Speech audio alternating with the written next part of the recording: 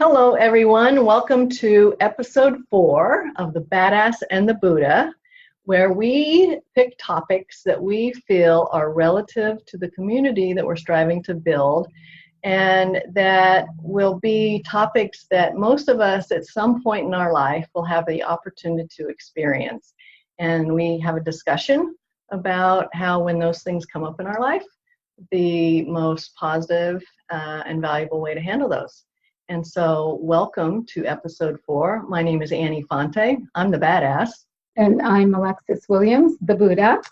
And today's topic is, what is something you desire in your life, and what's keeping you from achieving that or having that?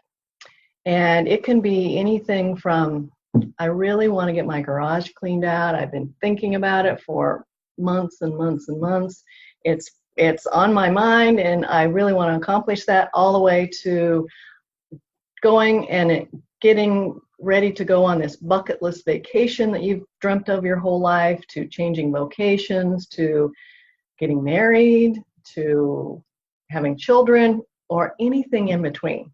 So I want you, as we're having this conversation today, to think about one thing that you've desired having in your life and you haven't experienced having it yet, and what's the reason for that? Is it an excuse? Are you procrastinating? Are you listening to what others are telling you and they're discouraging you? Are you ignoring that it's something really important to you? I don't know what it is, but we're going to have a conversation about it today, and at the end we'll give you a couple of resources to use to help you get over the hump with it, and hear from you with what it is you desire and what you're going to do to accomplish it. So, Alexis, why don't you get us started today on, what are your thoughts about when we as humans have a desire to have something in our life, no matter how small or big it is? What keeps us from doing that or having that or achieving that? Yeah, so I'm trying to, for some reason I need to go this way, thinking of what's motivating me to do it. So what you're saying, Annie, is that what's stopping us, right? And I think what it is we don't consider the reward valuable enough in terms of what would this actually get me after I got this done. We tend to go towards reward, so I keep getting stuck on your garage concept. Well, let's talk about it. Let's everyone's nightmare, the garage. Right, okay, so let's talk about the garage. We'll start simple and we can get more complex as we go. So, yeah. as it relates to cleaning out the garage, yeah, where do we get stuck? Yeah, so I'm thinking, I had a garage. I don't have one now. Good for you. They're amazing spaces because it is, maybe some of you know mine anyway. It was just accumulation. And if you're in a house for any duration, I was 26 years in a house with 2 boys. There's a lot of sports equipment, a lot going on there. And it's just kind of became this unconscious space where, just put it in the garage would be the languaging around it.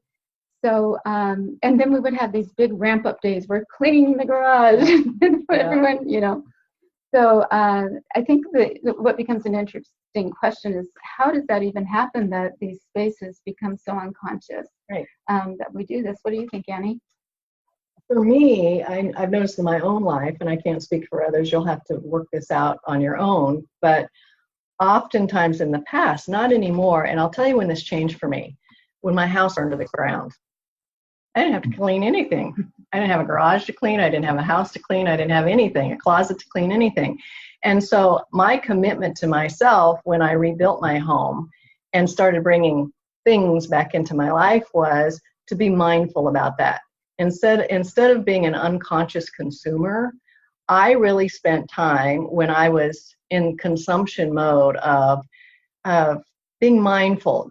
Is this something, this item, this piece of sports equipment, even this vehicle, is this something that I'm mindfully choosing that will bring me joy and will align with my values and will serve me in some way that's positive? Or is this something that's going to end up in the corner, dusty, and me 5 years from now trying to figure out what to do with it? Do I have a garage sale? Do I give it away? Do I just close the door and leave the garage because I don't want to deal with it? So I think oftentimes we accumulate things in our life the garage is a good place to keep them because we kind of run in and out of it. And we don't spend much time looking at it. Are we being mindful in what we are purchasing or what we're consuming, even from a food standpoint? And so I think when I got more mindful about that, my garage today is very neat and tidy because I choose not to bring things into it that I don't need or things that won't serve me, and only bring things into my garage that bring me joy. So that's what worked for me. And I can actually vouch for that. Her garage is amazing. I think we could have dinner in her garage by candlelight and be fine. But yeah, so I was thinking too, the mindful piece is really important. And then also I read this other thing lately, and I thought I wrote it down, but I didn't. But it's kind of like having a scale 0 to 10 in terms of quality. Mindful is one thing, and then there's quality. In what you're purchasing or how you're even spending this moment, how much quality is in this time. There's awareness through mindfulness, and then there's also this idea around quality. And the more we go towards what has quality, then we tend to maybe make less busy choices. Exactly. We're just kind of going for really important, the cream of the moment, and you can do that for the day, the week, and start building your life out what's really important. Yeah, and I'll also tell you another thing that I've become very aware of, probably more recently than not, is all those things have energy. So think about this. We all have a junk drawer in our house, yes? Most of us? Yeah. Or we've had at some point in our life. Do. Pay attention. The next time you walk by your junk drawer, what happens to the energy in your own body? Most of the time, if we're honest with ourselves and we're really present, we will feel either a sucking toward or a wanting to get away from that junk drawer, because the energy is unorganized and it's chaotic and it doesn't feel good to our energy, so it's out of alignment with us, and so we'll avoid it. And oftentimes that can be the reason we don't clean the garage out either, because all that stuff has energy and it's uncomfortable energy for you, so you don't want to deal with it. Yeah. Does that make sense? Absolutely. Yeah. So what do you want to go into the next garage? Well, let's level up here. Yeah. So the garage, if you're making an excuse, all I can tell you about that is chunk it down, commit to tonight when I get home from work, I'm going to pick that one corner of my garage and I'm going to straighten it out. And then once you get that done, if you feel like doing more, great. If not, the next day or within that week, commit to another corner or another part of the garage you're going to clean out. And the important thing to remember is when you're cleaning things out, you want to keep only what you need and serves you, and the rest either sell it or give it away. Get rid of the things that no longer are beneficial to you. And so let's level up. Let's go to, I've always wanted to go to X, whether it's a foreign country or Niagara Falls or New York City or wherever it is you've always wanted to go to. Yeah. What keeps people from doing that? And Alexis can talk about this because she's a world traveler. She knows how to travel. Yeah. Gosh. Well, that's not, I tend to just go. Yeah. So I've even been so much like that I wouldn't even know where I'm going. And I just looked for a really good airplane ticket. The last time I did that was to Vietnam. Spontaneous. Yeah, just quick. There I went off to Vietnam. So, but Annie, I want to ask you, because where would you go? Because you're kind of more of a, I am. The interesting thing in my case is, given the vocation that I chose, it gave myself and my business partner the opportunity to travel a lot. We traveled all over the world, had great experiences, traveled all over our country. By the way, if you haven't been to a lot of places in the United States, put that on your list because it's an amazing country with beautiful history. So I had an opportunity through the work that I chose to do a lot of travel. Also, I'm somewhat of a homebody, and I so appreciate my little slice of heaven that I've been fortunate enough to create here in Southern California, that I feel like I'm on vacation all the time.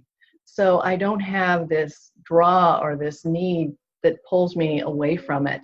But if I was to choose a place, I think, even though I've been to Europe, I think I would go hang out in Italy because I love pasta, and I also collect rosaries, so I would go have a chat with Pope if I could. That would probably be on my list. Okay, well, you can come with me when I go in the fall. Okay. We're going to Italy. We'll check in with you from there. Yeah, I think what I would say about something that, you know, I want to say life's short, and not to sound like that, but life's short. And some things like travel, what I find the value in is that those trips have stayed with me all through. So say I started when I was in my 20s, I went to Australia. I got to remember that trip and enjoy that experience my whole life. Plus, all these travels can kind of shape us in terms, it's an education. So it's not something to wait for. I was reading, I don't remember who it was, someone important and famous and interesting, but they said that's how important and famous and interesting they were. Not to wait to use your good silverware, not to hold back on that stuff. Live your life and really enjoy it, you know? Absolutely. So I feel that way personally about travel. No need to procrastinate. But so what would a reason be? The waiting. Well, I think what underlies a lot of the reason we don't do things or we don't go pursue the things we desire in our life is this thing called fear. That seems to be the foundational element that is involved in not doing these things. We're afraid we don't have enough money. We're afraid we don't have somebody to watch the dogs while we're gone. We're afraid that we can't miss that much work if we're talking about this whole travel thing. So we allow fear a seat at the table, and then we get in our head and we let fear drive the discussion instead of us saying, no, I'm not afraid to do any of this. I have enough time to plan this. I'll make sure that the chores are taken care of, and I'll work extra. I'll save extra money, whatever it is, to start to eliminate that fear. So you can chunk down your big trip in the world by giving yourself enough runway to take care of all those things that come up as fear. You manage them out in front of it far enough that so when you're gone or you finally get to go do this trip, you have the freedom to enjoy it at its highest. I think that would be important. Yeah. And another thing I think happens is, I know I personally experienced this in my life, and it's kind of like the playing small thing. I'd see such a small possibility, not so much with travel, I definitely did that, but in many, many other ways. So I came across this exercise, and it's just envisioning your ideal life. And so you would just close your eyes and breathe, like I'm always saying, and Annie's doing now too. And then you see yourself in 5 years from now, and you're in your most optimal possibilities. And it's as though everything is at its best. And then what you're doing and what the environment's like and everything. The point behind that is to allow yourself to dream and actually see that this is possible, and to start doing is the point behind it. So anyway, then you would write that down, and then I think with all of what we've said, the whole thing is just do it, like the Nike thing, just do it. So the garage, if you're thinking about it, don't think, get up, do it, even if that's not the time you had planned for. Nothing like seizing the moment. Get into action. Yeah. That's exactly right. And I think the other thing is if you're continuing to make excuses, it's worth and important to explore what underlies the excuse. Is it procrastination, which if what underlies the procrastination is that you're just being lazy? And you have to be honest with yourself. I know the greatest freedom I've experienced in my life is when I decided that no matter what, I would tell the truth about life. And I say, anytime I'm in excuse mode, it's just not important enough to me. That's why I'm making excuses about it. Or underlying that, even if I do a deeper dive, might be fear. I'm making excuses because really, if the truth be told, I'm afraid on some level, for some reason, that I don't want to do this for whatever reason. Yeah, and sometimes we just start living off default. There is enough to do in our lives where we have a lot of responsibilities, and we kind of just go into this default mode to just make it glide the easiest, best possible way. And sometimes we forget who we really are. I think we mentioned this before at another time, but when we're young and how we dream of all the possibilities and what it would look like and how we're going to feel and all of these things. So going back to how to even get there is to getting quiet and taking the time to sit and be with yourself and, breathe or meditate. And self-inquiry is really important with that, because then you can ask what's essential to me. That's really what's essential and what makes me feel most alive. And then what do I care about the most? And start finding your values and your purpose. And then if you can keep those ever present, then all these small choices we're making, because at any given time, that's all we can do is just take the next step. Then we can go in this trajectory rather than the default mode. It's actually a part of our brain. It's called the default mode network. Yeah. And we just go on trance. Right. So Absolutely. Autopilot. so that's one thing. I think we want to say is to realize how much life there is for all of us, and to just take a different perspective and remember to do that. Absolutely. And human beings, myself included, we can get in a place where we tell a story, and sometimes the story isn't even true. Human beings have between 60 and 70,000 thoughts a day. And guess what? The next day, 90% of your 60 or 70,000 thoughts are the same thoughts you had the day before. And so if you're telling a story, the reason that I don't go on vacation is because my parents never did, and they told me that, that's just not what we do. That's their story. You tell your own story. You tell a story that's fulfilling. You tell a story that helps you thrive. You tell a story that's true. You tell a story that's aligned with your values. And we talked about this in past episodes. Your values are what's most important to you in life. And then when you have that figured out, you can use those values as your GPS system. Every decision you make, any relationship you choose to enter into, whether it's a relationship with your travel agent to book this vacation, your spouse or partner, the relationship you have with your career, your vocation, you can ask yourself, is this aligned with my top 3 values, what's most important to me in my life? It'll keep you out of the ditch every single time. Trust me on that. So use it as the great tool that it is. What other tools can we talk about, Alexis? Yeah, so I think what we have before us, getting out of our comfort zone, and we were kind of playing with a tiny little bit, a different way, but we're doing that. And so I think the important thing is to really start taking claim of your deepest, truest desire. Annie and I had an interesting conversation prior to this episode here. And do you want to share about that, Annie, about remembering about our mortality? Or Yeah, I in the last week or so, I've had the opportunity to read the book, The Untethered Soul, and the author is Michael Singer. We'll put it in the post notes in the video when we post the video. And if you do nothing else, go to the library, spend 10, 15 minutes, read chapter 17. Chapter 17 is titled Contemplating Death. And it might sound morbid, but it really is a great thing. Death can be a very valuable friend to us, because if the angel of death, as he writes in his book, comes down to me tonight and says, guess what, Annie? You have a week to live. How are you going to live your life? How are you going to have conversations? How are you going to make decisions? He talks about the patient who's in the hospital, and they're not going to leave the hospital. The angel of death has picked their number, and it's raining outside. Most of us would say, oh my gosh, it's raining. I don't want to go out and feed the dogs. I don't want to go out and do anything because I'm going to get wet. And blah, blah, blah. We get all of this story about the rain versus the patient in the hospital. What do they want to do? They want to go sit in the rain, because it might be the last time in their entire life they're going to feel it or smell it or see it or experience it. So I think if we use that, we never know when our last breath is going to be, so let's make every breath count as a foundation. I ask myself that a lot throughout the day. I take my dog out for walks. I'm fortunate enough to bring him to work with me.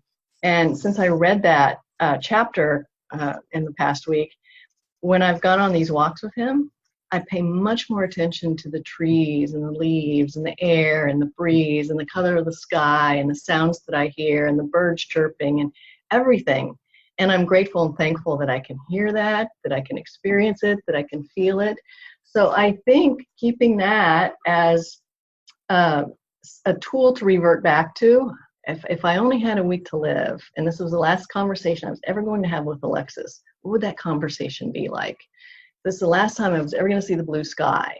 How would I look at the sky today? Is a kind of a It's not morbid, you guys. It's a great tool. What do you think? Oh, absolutely. I'm a little not accustomed. I haven't done this, but through some of the traditions that I've been exposed to, it's actually part of the tradition to use death, as Annie's saying, to help. How we know life is because it ends. If we just kept living, we wouldn't have this moment in time, or like Annie might say, the line in the sand, where we can actually realize that this is fleeting. We're here for so long. And also, as I get older anyway, I realize the importance of the quality of how I'm living anyway. So I think it's a worthy thing, however you want to look at it. But what I think it's all pointing to is to start seeing the quality in life, and don't wait, or some of the bullet points. What else would you say? The opportunities that exist everywhere for you to experience joy and abundance and this rich life that's offered to us every moment of every day. And here's the other thing is, life comes at us one moment at a time, and we get to choose the quality of every single one of those moments by our thoughts and what we say and our actions. And so choose wisely. You feel a certain way because you've chosen to feel a certain way, or you've chosen to give a certain meaning to an occurrence in your life. So keep that in mind. It's very powerful. Yeah, and then also to live intentionally, because as opposed to a goal, if we live through intention, it's actually encouraging us to let go of control and actually flourish in uncertainty, and allow all the possibilities that are here for us. So it becomes a lifestyle is the point. It's not all these rigid constructs of, goal setting and all this. You start living with more life internally. So that would be a way to also live intentionally. Yeah, it's a way of being. That's how you show up, regardless of what comes at us during the day, whatever news we might get during the day. If you're being in that state of peace or intentionality or appreciation, those things are going to come through you, but you're going to handle them with intentionality. Being in a state of peace, being in a state of appreciation. And the meaning you give to those experiences will be a lot different than if you're not being mindful or aware or allowing in your life. Yeah. And it's also the full spectrum. I noticed like the seasons of our planet, we have all the seasons. And sometimes there's even time for us to be quiet or a little vulnerable. And sometimes we get a little sad, and that's okay too. But to be conscious when you're doing it and see like what would be the gift in it, because we're growing at that point, we're gaining understanding. So it's not to say, have it all revved up and all, a certain way. It's the full, all of it. How should I say that? Enchilada. The whole enchilada. But enjoy life in all of its ways is, I think, and keep it simple, keep it simple. Like Annie, I got rid of everything on my last move, literally everything. I had to even buy a bed. That was, I think, the most liberating experience I had in my life. I got rid of my clothes, everything. And I got to ask myself, like, who are you? I mean, who are you? You don't have this anymore, so who are you? It's very liberating, I think. It is. I'll never forget after the, quote, ash settled from the fire when my house burned down. And it took everything that I had. And I'll never forget, I went to take a shower for the first time in about 4 days, because with fires of that magnitude, you have a lot of other things to do other than find a cozy place to take a shower. And I went to take a shower in a health club that I'm a member of. And I stood in the shower and I thought, you just lost everything. You lost every possession you had, with the exception of, my person and my animals. They were safe and sound and whatnot. And the first thought that came to me was, there's so much freedom in that. I don't have anything to take care of. I don't have anything to decide if I like or not. I don't have a dish to wash. I don't have a care in the world. It really was that moment of understanding what true freedom felt like. And that's why when I chose to rebuild and bring material things back into my life, I was very mindful and conscious about what I wanted to surround myself with. Yeah. And I think kind of what we're bringing forth on all of these as well is to take the time to get quiet enough to listen to your wisest self, because we all have a different expression. We're just all so very different. That's what makes the world go round, and I find great joy in it. I'm an introvert. I like being around people that are more extroverted. So we all have an expression. But just to take the time to really start hearing that voice within your wisest self, and then start consciously building from that point. Absolutely. And so simple. It's just that very next step. It doesn't have to be like, it can be that great trip, but it doesn't have to be. The next step is just right there waiting for it to embrace you. Yeah. One little step at a time. Now, you brought another book that we want to share with our folks. Tell us about the book that you've read. Annie and I do this. What we do is totally improv. So I kind of went down a way, she went down a way, and this is what happened. Yeah. None of it. But this is a great book. I don't know if it shows up right at your end, but it's a wonderful book, and it has a lot to do with getting stuff done and, you know, living your real truth and all of it. I don't know. What's it called, and who's the author? Oh, okay. So I don't have my glasses on, but we have You Are a Badass. We know that. I like that. And it's Jen Sincero. Did she say yes? Jen Sincero. And she's an amazing lady. She's done a lot. She has a few other books out as well. So it can be quite inspirational. And the great thing about this book, and she as a writer, she calls it like it is. She's funny and she's relatable. I mean, she talks about all kinds of things in this book that I don't care who you are, you can relate to it. And that's why it's so easy to absorb. And it kind of takes the, I can't do that part of it out, that, oh, she has all kinds of money and she has all kinds of resources and all kinds of things I don't have. So of course she can do it, I can't. No, she talks about living out of a Bonds grocery bag in her book, and how that was really a turning point, one of the turning points in her life. So if you want a good resource to talk or to read about, here's the book, You Are a Badass, Jen Sincero. We'll put it in the show notes as well. I'll also put the Untethered Soul in the show notes. And so what should our exercise be, our opportunity for you guys to explore this on your own this week? I think what I would like you to do in the comment section below this video, write to us, tell us what one thing you desire in your life, and what one thing, regardless of how small you might think it is, you're willing to do in order to take a step toward achieving that.